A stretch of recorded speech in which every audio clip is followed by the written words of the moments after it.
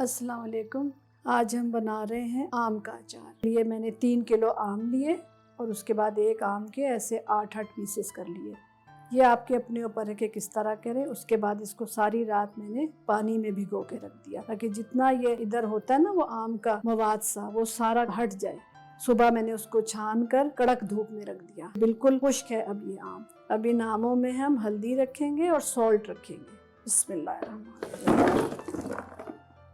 پھپھوندی سے بچانے کے لیے احتیاطاً ہم اس میں تھوڑا سا سرکہ رکھیں گے، 3 ڈھکن اندازاً۔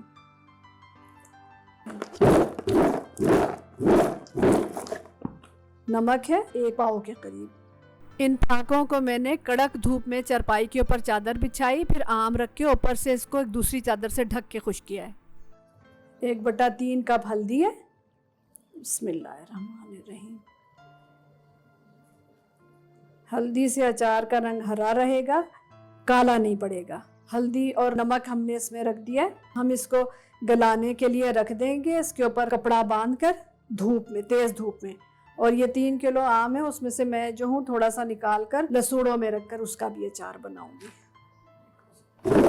سارے کو ایسے آپ ہلا کر مکس کر لیں۔ بسم اللہ الرحمن الرحیم۔ ابھی چونکہ رات کا وقت ہے تو ہم اس سے اس کو ڈھک دیں گے۔ صبح ہم اس کو کپڑے سے باندھ کر دھوپ میں رکھیں گے چھت پر انشاءاللہ۔ پھانکیں ہماری تیار ہیں۔ تیز دھوپ میں رکھتے ہوئے 3 دن ہو گئے ہیں اس کو۔ تو یہ جو ایکسٹرا پانی اس کے اندر ہے نا موئسچر، یہ ہم ہٹا دیں گے، پھر ان پھانکوں کو خشک کریں گے۔ اس کے بعد ہم اس میں مسالہ بھون کر رکھیں گے۔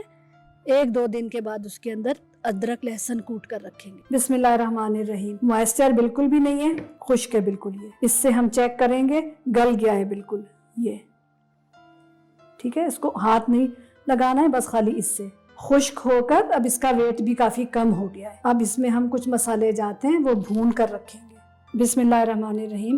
مسالے ہیں یہ جو ہم نے اچار میں رکھنے ہیں۔ کچھ مسالے کچے جائیں گے اور کچھ ہم بہت دھیمی آنچ پر بھونیں گے۔ جو کچے مسالے جائیں گے، 2 کھانے کے چمچ کلونجی، تقریباً یہ ہے 2 چائے کے چمچ سیاہ مرچ، یہ ہم کوٹ کے رکھیں گے۔ اور یہ ہے 1 چائے کا چمچ بھر کے کالا نمک، اور یہ آدھی چائے کا چمچ ہے پسا ہوا گرم مسالہ۔ ٹچ ہے یہ بہت تھوڑا جائے گا، یہ بھی کچی جائے گی، پسی ہوئی سرخ مرچ۔ باقی یہ مسالے ہیں 7 کے قریب۔ یہ ہمارے پاس کشمیری مرچیں ہیں باریک والی، اور آدھا کپ ہے سفید زیرہ، 1/4 کپ رائی ہے، 1 کپ سونف ہے، 1 کپ خشک دھنیا ہے یہ گول والا، 1/4 کپ میتھی ہے۔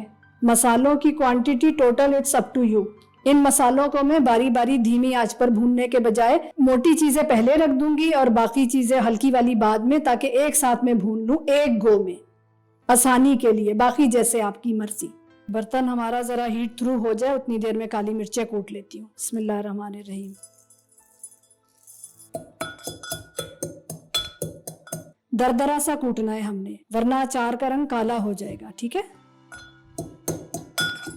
آپ نے نوٹ کیا ہوگا 4 دن کی دھوپ کے باوجود اچار کتنا خوش رنگ ہے۔ یہ ہلدی ہے، ماشاءاللہ الحمدللہ، ہرا رنگ بھی بالکل برقرار ہے۔ گرم ہو گیا پین ہمارا۔ سب سے پہلے ہم اس میں رکھیں گے سرخ مرچیں۔ بسم اللہ الرحمن الرحیم۔ بالکل دھیمی آنچ پر۔ ویسے تو بھوننے کا مقصد یہ ہوتا ہے نا ہلکا سا ہیٹ تھرو کرنے کا، موئسچر ختم کرنا، لیکن یہاں ہم نے اس میں سوندھی خوشبو لے کر آنی ہے۔ مرچوں میں سے ہلکی سی خوشبو آ رہی ہے۔ اب ہم اس کے اندر رکھیں گے میتھی۔ چند سیکنڈز کے بعد ہم اس میں دھنیا رکھ دیں گے۔ بسم اللہ الرحمن الرحیم۔ یہ دھو کر خشک کیا ہوا ہے دھنیا۔ چند سیکنڈز کے بعد سونف۔ بسم اللہ الرحمن الرحیم۔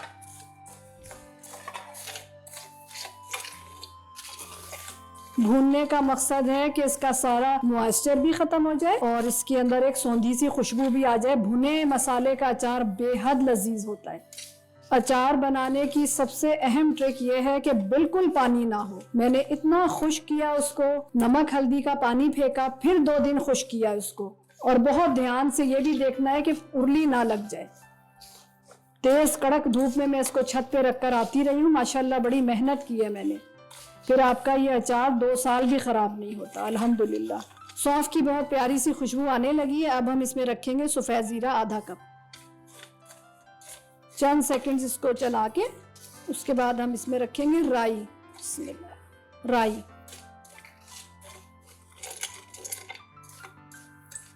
اجوائن.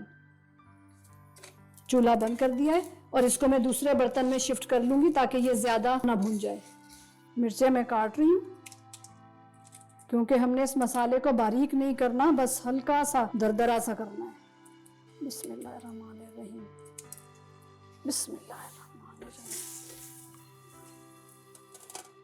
دوسرے برتن میں ہم نے مسالے کو شفٹ کر دیا تاکہ جلدی سے ٹھنڈا ہو جائے. ٹھنڈا ہوگا تو ہم اس کو موٹا موٹا سا پیس لیں گے پلس پر مشین چلا کر. مسالہ ہمارا بالکل ٹھنڈا ہو گیا ہے تو یہ ہم پہلے رکھیں گے کیونکہ یہ موٹی موٹی منہ میں عجیب سی لگتی ہیں. آدھا تھوڑا سا بے شک ہو جائے, باریک نہیں پیسنا ہے, دردرا سا مسالہ کریں گے ہم انشاءاللہ. یہ مسالہ میں پیس کے لے کر آتی ہوں. باقی مسالہ بھی ہمارا پس گیا ہے. سرخ مرچیں, بسم اللہ الرحمن الرحیم. کلونجی, بسم اللہ الرحمن الرحیم. پسا ہوا گرم مسالہ, کالا نمک, مور دین انف. کالی مرچیں زیادہ ہو گئی تھی کوٹ کر تو یہ بس اتنی. Levelled 1 table spoon.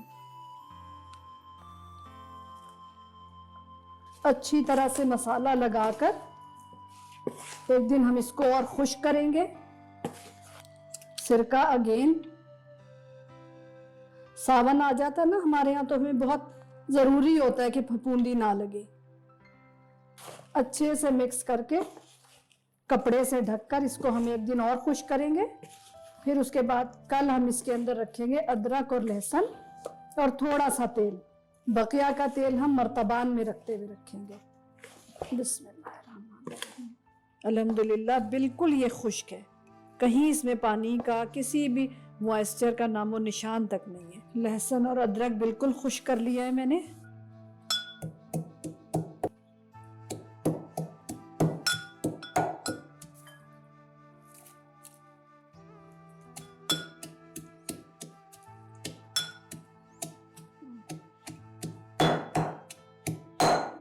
اس طرح کا کوٹنا ہے, باریک نہیں کرنا, بالکل ایسے کوٹنا ہے.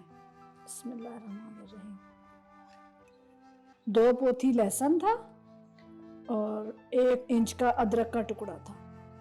اب جو خوشبو آتی ہے نا, عموماً لوگ اچار کے اندر ادرک لہسن نہیں رکھتے.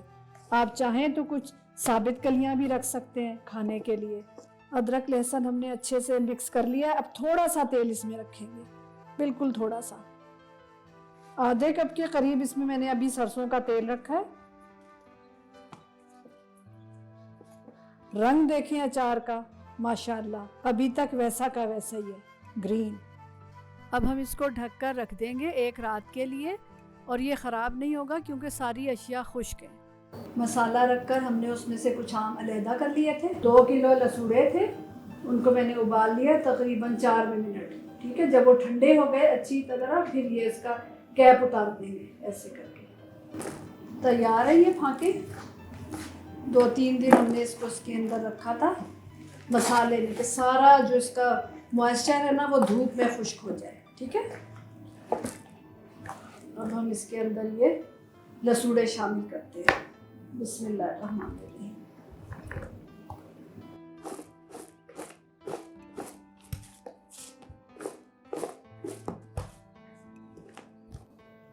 یہ پھوٹ نہ جائیں تو اس وجہ سے اس طرح سے ہم اس کو ایسے مکس کریں گے. لسوڑوں کے حصے کا سرکہ. بسم اللہ الرحمن الرحیم. یہ خالی پھپھوندی سے بچانے کے لیے ہوتا ہے, اور کوئی بات نہیں ہے. سرکہ, مسالہ لگے ہوئے آم, لسوڑے. اب ہم اس کے اندر تھوڑا سا آئل رکھیں گے. بسم اللہ الرحمن الرحیم. اندازے سے 1 کپ چائے کا. پھر ہم نے اس کو دھوپ میں رکھنا ہے. دھوپ میں رکھنے کے بعد جب ہم اس کو مرتبان میں رکھیں گے, مطلب خشک کرنا ہے اس کو, ہر مرحلے پر خشک کرنا ہے.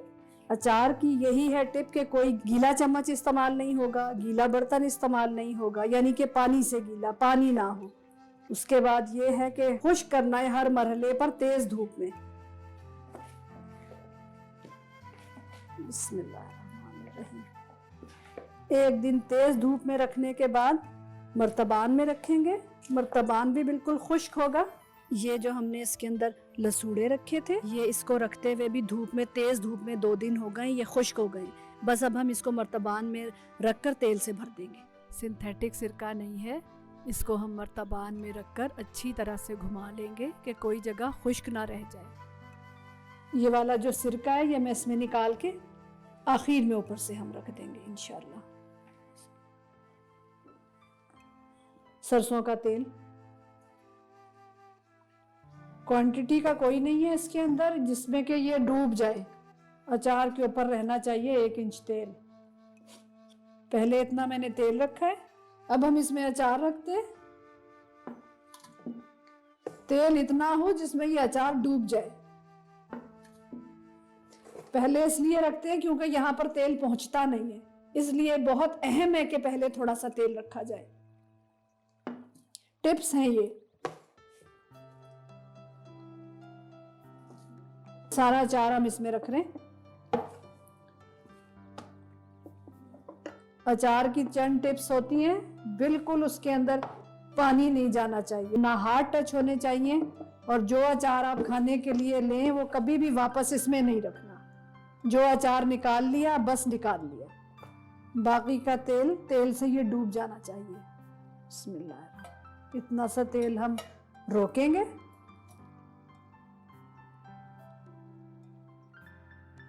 اب لیں گے ہم ململ کا ایک کپڑا. ململ کا ہم اس میں پیس رکھیں گے اس کے اوپر, کیونکہ جب ہم اس کو دھوپ میں رکھیں گے نا تو اس میں سے بھاپ نکلتی ہے. اگر ہم اس کا خالی ڈھکن رکھیں گے تو پانی رہے گا اس کے اندر. کپڑا رکھنے سے یہ ہوگا کہ ساری نمی اس کپڑے میں آئے گی. بسم اللہ الرحمن الرحیم. سرکہ جو ہم نے اس میں رکھا تھا, ململ کا پیس ہم نے اس کے اوپر رکھا. Rubber band. بسم اللہ الرحمن الرحیم. لسوڑوں اور آم کا اچار, اور یہ خالی آم کا اچار. اس کو دھوپ میں رکھتے ہوئے 5 دن ہو گئے.